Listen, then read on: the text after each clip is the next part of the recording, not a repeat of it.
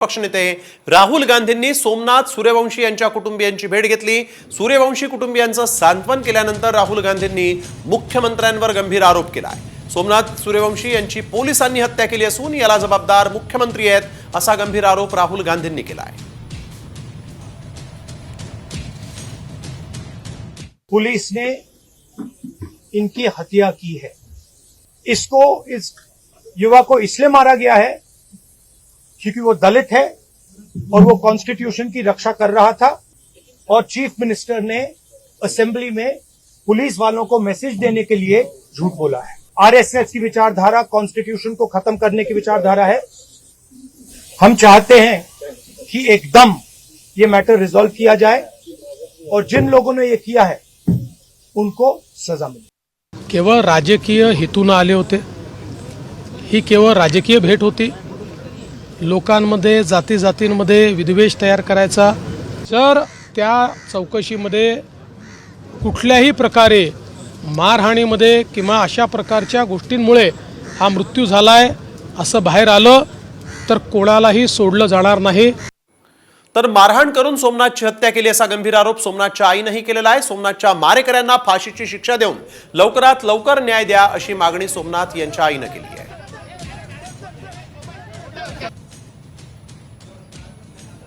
मी सांगितलं सरांना आमची न्याय लवकरात लवकर व्हावा आणि जे जे आहेत ना मारलेले त्यांना शिक्षा द्या, कठोर शिक्षा द्यावा, फाशीचं सजा त्यांना द्यावा मी बोललो। हे आमचा लवकर न्याय करा। ते काय म्हटले तुम्हाला? होईल म्हणले, कायदेशीर काय आहे ते होईल म्हणले। कायदा हाय, संशय हाय, मारहाण करून माझ्या मुलाचा मर्डर केलाय। तो मर्डर केल्यानंतरच माझा मुलगा मरण पाहिलाय ना। हा, माझ्या मुलाला आजार नव्हता, काही नव्हता। माझ्या मुलाला 4 दिवस मारून मारून मारून मारून पार त्याचे हाडं मोडून मर्डर करून त्याचा जीव घेतला। संशय काय हायच। तर कपड्यांचा रंग निळा असला म्हणजे कोणी आंबेडकरवादी होत नाही असा टोला खासदार नारायण राणेंनी राहुल गांधींना लगावला। राहुल गांधी यांच्या परभणी दौऱ्यावर नारायण राणेंनी टीका केली आहे।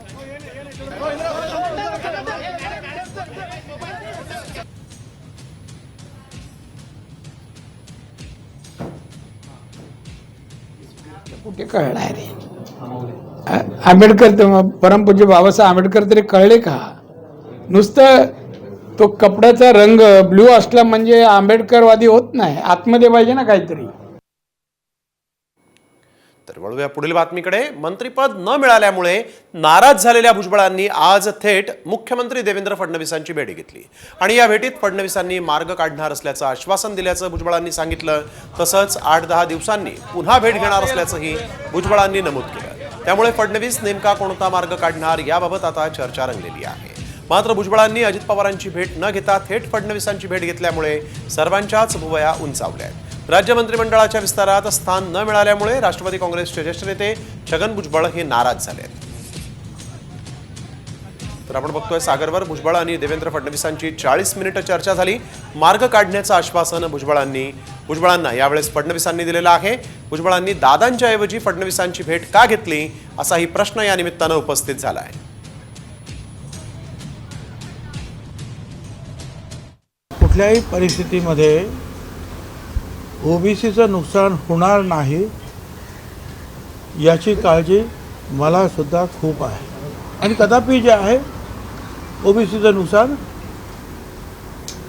होऊ देणार सुद्धा नाही। 8-10 दिवस मला तुम्ही द्या। 8-10 दिवसानंतर आपण पुन्हा भेटू आणि निश्चितपणे जे आहे काय ते एक चांगला मार्ग जे आहे याच्यातून निश्चितपणे आपण शोधून काढू। आणि राष्ट्रीय स्तरावर भुजबळ साहेबांसारखा एक नेता ज्याला देशाच्या अन्य राज्यातही मान्यता आहे त्यांना आम्हाला राष्ट्रीय पातळीवर पाठवायचं आहे। भुजबळ साहेबांचं मत जरा वेगळं होतं, त्याच्यामुळे हा प्रश्न निर्माण झालेला आहे। पण आम्ही सगळे मिळून याच्यावर तोडगा काढू आणि भुजबळ साहेबांसारखा एक नेता हा आमच्यासोबत मैदानात असला पाहिजे या दृष्टीनं त्यातनं मार्ग काढला जाईल। तर फडणवीस भुजबळांच्या भेटीमागे काय नेमकं ते आपण बघतोय। भुजबळांनी आज मुख्यमंत्री देवेंद्र फडणवीसांची अचानक भेट घेतली। सागर बंगल्यावर दोघांमध्ये 40 मिनिटं खलबत्त झालेली आहेत। 8 ते 10 दिवसात पुन्हा भेटून तोडगा काढण्याचं फडणवीसांनी आश्वासन दिलेलं आहे। काल ओबीसी नेत्यांशी चर्चा झाली आणि आज थेट मुख्यमंत्र्यांसोबत बैठक. अजित पवारांना न भेटताच भुजबळ फडणवीसांना भेटले.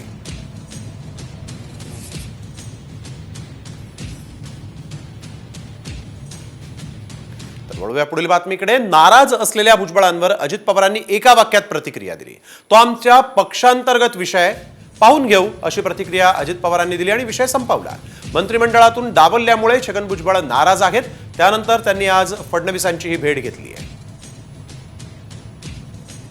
प्रश्न सोडवत आहे, मात्र भुजबळांचा प्रश्न सुटताना दिसत नाही. आताच त्यांनी काही वेळापूर्वी मुख्यमंत्र्यांची भेट घेतली आहे. चर्चा आहे ते दिल्लीला देखील जातील. भाजपचे वरिष्ठ दिल्लीला जाणार नाही. आमचा तो पार्टी अंतर्गतला प्रश्न आहे, आम्ही आमच्या पद्धतीने सोडू. यानंतर शालेय विद्यार्थ्यांसाठी एक मोठी बातमी. आता 5वी आणि 8वीला विद्यार्थी नापास झाल्यास नापासच असणार आहेत. नापास विद्यार्थ्यांना प्रमोट करण्यात येणार नाही. केंद्रीय शिक्षण मंत्रालयानं याबाबतचा मोठा निर्णय घेतला आहे. 5वी पुढील नापास धोरण जे आहे ते आता केंद्र सरकारनं रद्द केलं. पूर्वी 5वी आणि 8वीला वार्षिक परीक्षेत नापास होणाऱ्या विद्यार्थ्यांना पास करून पुढच्या इयत्तेत प्रमोट केलं जात होतं. मात्र आता असं होणार नाही. नापास विद्यार्थ्यांना 2 महिन्यात पुन्हा परीक्षा देण्याची संधी मिळणार आहे. मात्र फेरपरीक्षेत पुन्हा नापास झाल्यास त्यांना प्रमोट करण्यात येणार नाही. त्यामुळे 5वी 8वीतील ढकलगाडी आता बंद होणार आहे.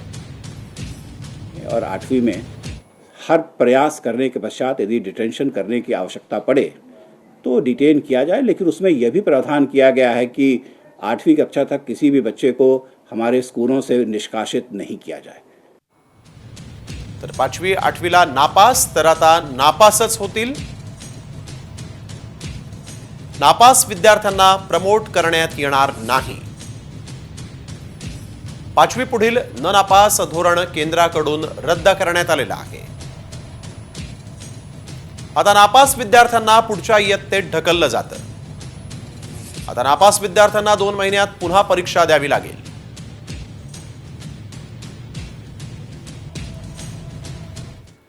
एक राज्य एक गणवेश पाठोपाठ आता शालेय अभ्यासक्रमात पुस्तकाला वह्यांची पानं जोडण्याचा निर्णय रद्द होण्याची शक्यता आहे. दप्तराचं ओझं कमी करण्यासाठी मागील वर्षी घेण्यात आलेला हा निर्णय रद्द करण्यासाठी हालचाली सुरू झाल्या आहेत. शिक्षण विभागासाठी डोकेदुखी ठरलेल्या या निर्णयावरून कंत्राटदार आणि विभागातील आजी-माजी अधिकाऱ्यांमध्येही मोठे वाद सुरू झाले आहेत. त्यामुळे काही दिवसातच हा निर्णय रद्द केला जाणार आहे अशी माहिती मंत्रालयातील उच्चस्तरीय अधिकारी सूत्रांनी दिली आहे.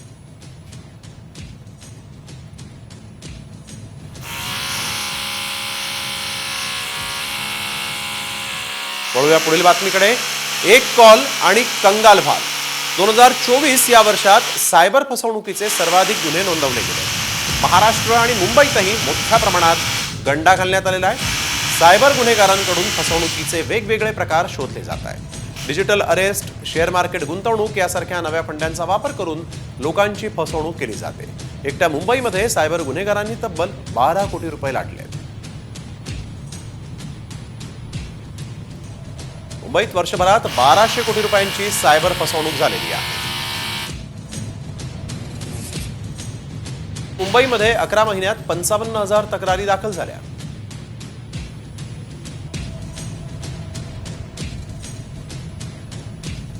शेअर मार्केट गुंतवणूक, डिजिटल अरेस्ट, ब्लॅकमेलिंगचा नवीन फंड आहे.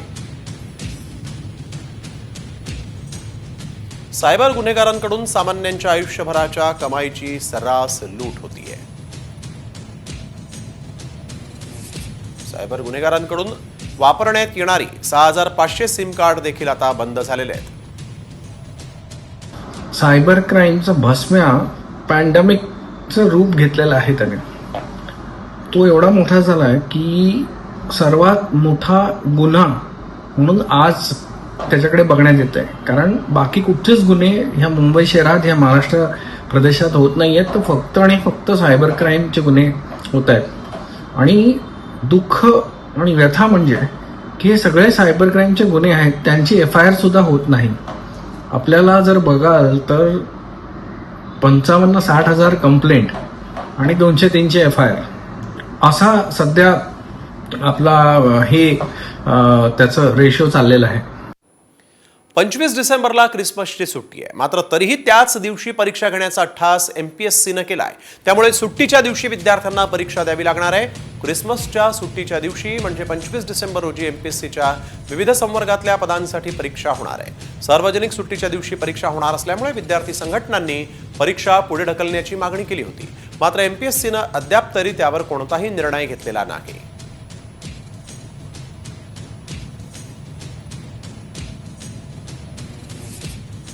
ठाकरे बंधू एकत्र येण्यावर खासदार संजय राऊतांनी सूचक विधान केलं. काल लग्नानिमित्त ठाकरे कुटुंब एकत्र आलं होतं आणि याचा नक्कीच आनंद आहे. काय निर्णय घ्यायचा हे उद्धव ठाकरे आणि राज ठाकरे घेतील आणि त्यांनी घेतलेला निर्णय महाराष्ट्र मान्य करेल असं संजय राऊत यांनी म्हटलं. तर वेळ येईल तेव्हा राज ठाकरे योग्य निर्णय घेतील अशी प्रतिक्रिया मनसेनं दिली आहे.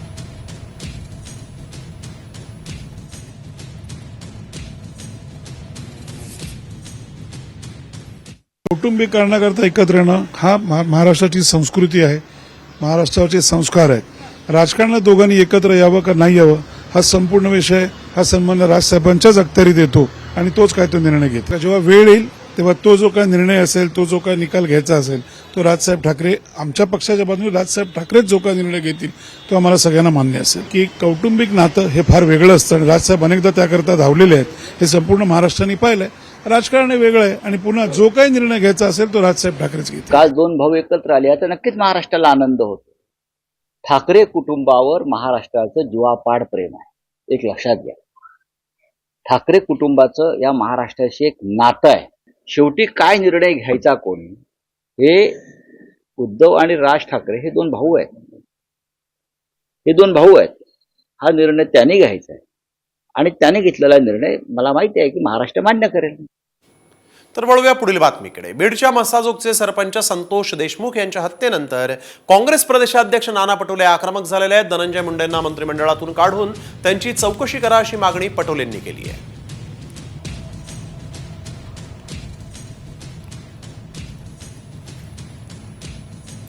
राज्याच्या मुख्यमंत्री आणि अजित पवार साहेबांनी या दोघांनी मिळून त्यांना पहिले मंत्रिमंडळातून काढून आणि नंतर त्या ठिकाणी चौकशी केली तर खऱ्या अर्थानं संतोष देशमुखांचा जी हत्या झाली आणि हा जो वाल्मिकी कराड नावाचा जो माफिया ज्याच्यावर अनेक केसेस आहेत म्हणून त्याला मी माफिया शब्द वापरतो आणि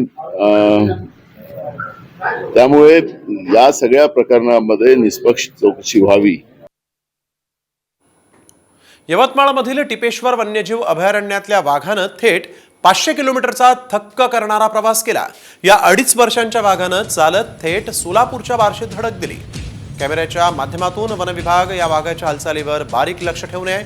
या वाघाचं धाराशिव जिल्ह्यातील येडशी रामलिंग वन्यजीव अभयारण्यामध्ये पहिल्यांदा दर्शन झाल्याचं बोललं जात आहे. या वाघानं सोलापुरातील गायींवर हल्ला केल्याच्या तक्रारी शेतकरी वनविभागाकडे त्यांनी केलेल्या होत्या. तर यावेळेस कॅमेरे तपासल्यानंतर हा वाघ यवतमाळच्या टिपेश्वर अभयारण्यातील असल्याचं आता वन अधिकाऱ्यांच्या लक्षात आलं आहे. वाघानं हा कसा प्रवास केलाय ते देखील पाहूया. 500 किलोमीटरचा प्रवास या वाघानं टिपेश्वर अभयारण्यातून सुरू केला. पैनगंगा अभयारण्य, त्यानंतर नांदेड,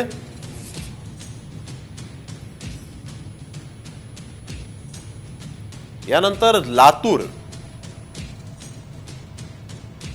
आणि त्यानंतर सोलापूरमधील येडशी रामलिंग अभयारण्य, यानंतर हा वाघ बार्शी इथं कॅमेऱ्यांमध्ये टिपण्यात आला आहे.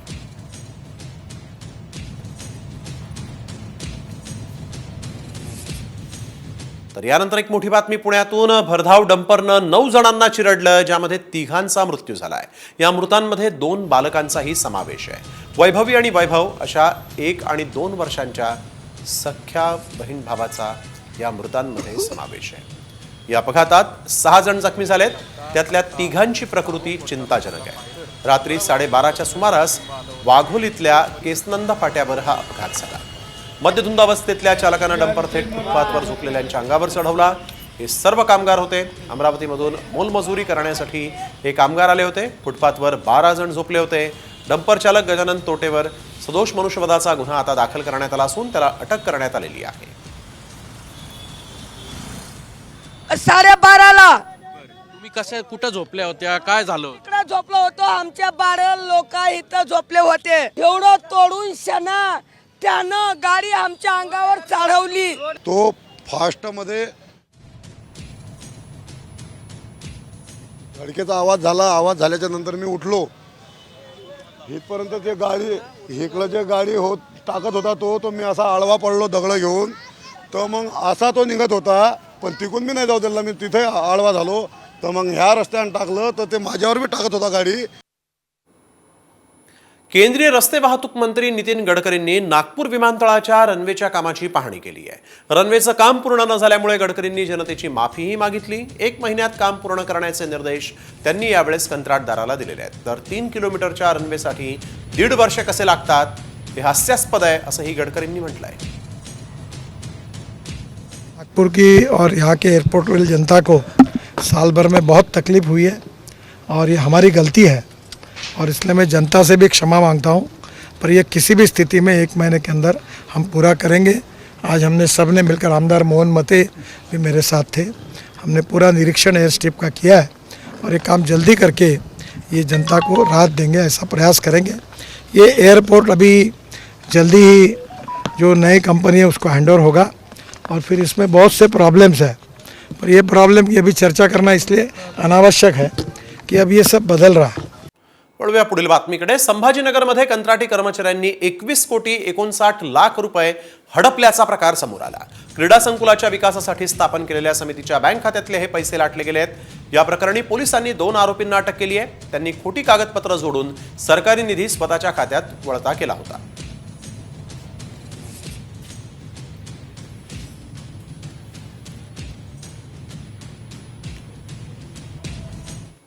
पीएम आवास योजनेअंतर्गत आता एका वर्षात 20 लाख घरं देण्याची घोषणा केंद्र सरकारनं केली. ग्रामीण भागातील कच्च्या घरात राहणाऱ्या नागरिकांना याचा मोठा फायदा होणार आहे. तर लाडक्या बहिणींना देखील घरकुल योजनेचा लाभ मिळणार असल्याचं मंत्री शिवराज सिंग चौहान यांनी सांगितलं आहे. दुचाकी, मोबाईल असणाऱ्यांना देखील योजनेचा फायदा घेता येईल.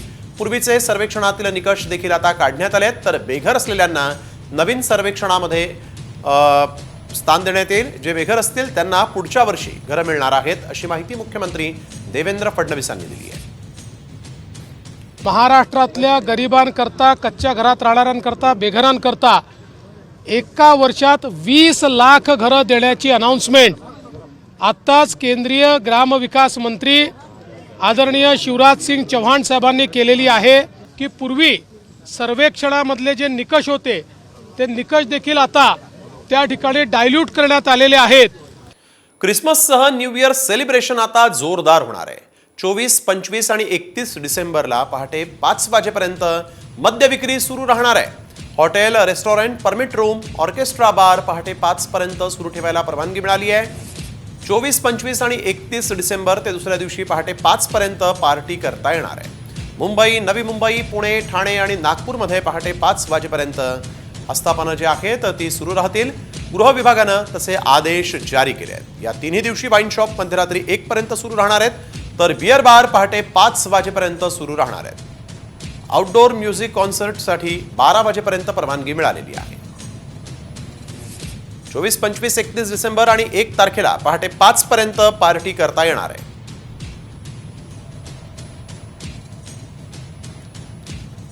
चोवीस, 25, 31 डिसेंबर आणि 1 तारखेला पहाटे 5 वाजेपर्यंत मद्यविक्री सुरू असेल. वाईन शॉप मध्यरात्री 1 वाजेपर्यंत, तर बिअर बार पहाटे 5 वाजेपर्यंत सुरू असतील. Hotel, restaurant, permit room, orchestra, बारही पहाटे 5 पर्यंत सुरू राहणार आहेत. आउटडोअर कॉन्सर्टसाठी रात्री 12 वाजेपर्यंतच परवानगी आहे. मुंबई, नवी मुंबई, पुणे, ठाणे आणि नागपूरसाठी गृह विभागानं हे आदेश जारी केले आहेत.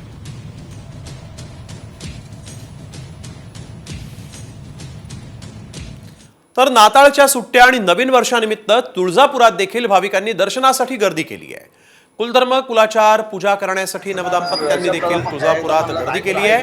तर विठ्ठल दर्शनासाठी पंढरपुरात भाविकांची मोठी गर्दी पाहायला मिळाली. विठ्ठल दर्शनासाठी रांग गोपाळपूर रोडवरील पत्राशेड पर्यंत गेली. विविध शाळांच्या सहली पंढरपुरात दाखल झाल्या. जेजुरीच्या खंडेरायाच्या दर्शनासाठी भाविकांनी जेजुरी गडावर गर्दी केली. सलग सुट्ट्या असल्यामुळे भाविकांच्या जेजुरी गडावर दर्शनासाठी मोठ्या रांगा लागल्या होत्या.